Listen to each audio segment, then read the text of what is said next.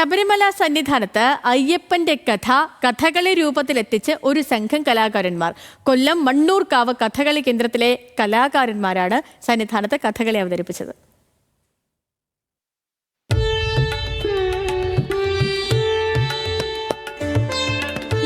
പേരടങ്ങുന്ന സംഘം നടപ്പന്തലിന് സമീപത്തെ തിണ്ണയിലിരുന്ന് അവർ ചായം തേച്ചു തുടങ്ങി.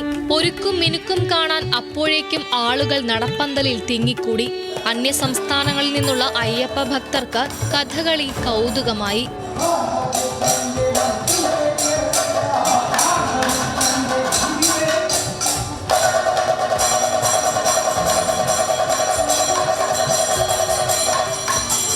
നിറക്കൂട്ടണിയാൻ 7 വയസ്സുകാരൻ അദ്വൈത് മുതൽ 61 വയസ്സുള്ള ബാലകൃഷ്ണൻ ആശാൻ വരെയുള്ള കഥകളി കലാകാരന്മാരാണ് സംഘത്തിലുണ്ടായിരുന്നത്. കഴിഞ്ഞ 3 വർഷമായി സംഘം അയ്യപ്പന് കാണിക്കയായി ശബരിമലയിലെത്തി കഥകളി അവതരിപ്പിച്ചു വരുന്നു.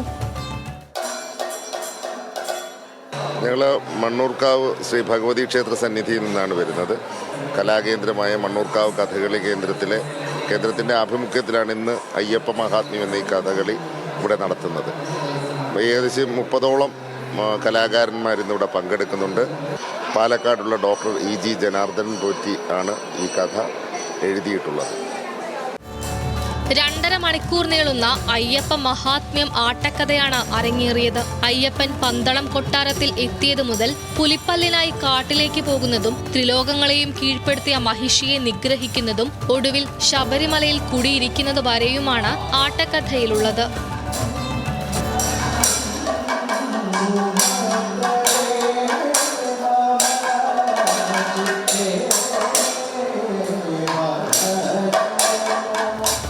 കേട്ടുപതിഞ്ഞ അയ്യന്റെ കഥകളി രൂപത്തിൽ ആടി തകർത്തപ്പോൾ കണ്ടുനിന്ന തീർത്ഥാടകർക്ക് കണ്ണും മനസ്സും നിറഞ്ഞു. ന്യൂസ് മലയാളം, സന്നിധാനം.